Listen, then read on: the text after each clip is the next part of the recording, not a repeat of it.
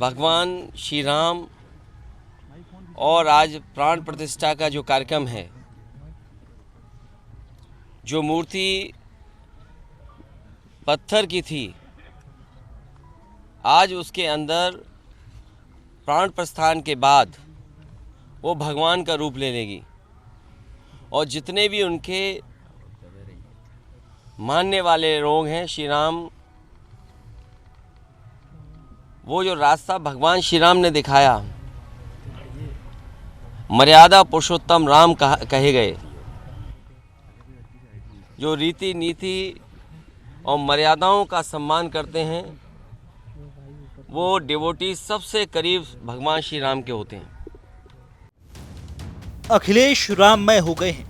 वो कह रही हैं कि आज भगवान राम की मूर्ति में प्राण डाल दिए जाएंगे। रामलला की प्राण प्रतिष्ठा कार्यक्रम को लेकर उन्होंने देशवासियों को बधाई भी दी थी, जिसकी शुरुआत आज सुबह अखिलेश यादव के एक ट्वीट से हुई। अखिलेश ने लिखा, उस पावन हृदय में बसते हैं सिया राम, जो करता है रीति नीति मर्यादा का मान। सियासत कितनी बदल जाती है ना। समाजवादी पार्टी जिसने कार सेवकों पर गोलियां चलाई, राम मंदिर बनने के विरुद्ध लगातार बयान देते रहे, आज उनकी वाणी बदल गई है। अखिलेश देशवासियों को बधाई दे रहे हैं। सोमनाथ से अयोध्या के लिए जब आडवाणी के नेतृत्व में रथ यात्रा निकली तो गुजरात में बागडोर प्रधानमंत्री नरेंद्र मोदी ने संभाली, जो तब बीजेपी के साथ जुड़े हुए थे। लेकिन यात्रा जब अयोध्या के लिए निकलने वाली थी तो आडवाणी को गिरफ्तार करने की बात उठी। तब प्रधानमंत्री वीपी सिंह थे।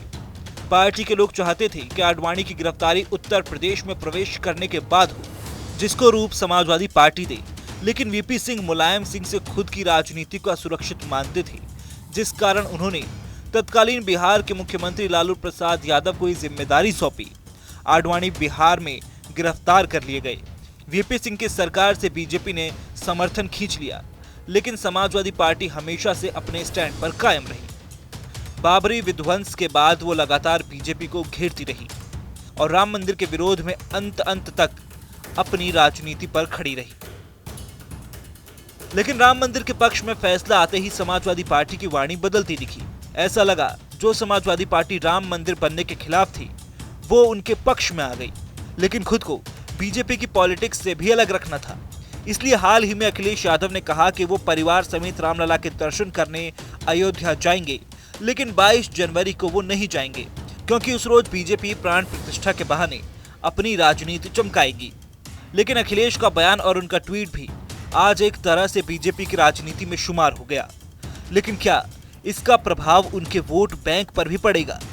क्या जो मुस्लिम समुदाय अखिलेश यादव को अपने नेता के तौर पर देखता है, वो क्या ये स्वीकारेंगे कि सपा अध्यक्ष राम मंदिर के पक्ष में आकर खड़े हो गए हैं, साथ ही देशवासियों को बधाई भी दे रहे हैं?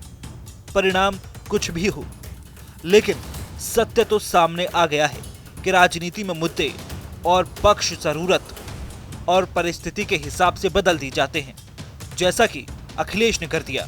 उत्तर प्रदेश उत्तराखंड की खबरों को जानने के लिए देखते रहिए TV9 उत्तर प्रदेश उत्तराखंड।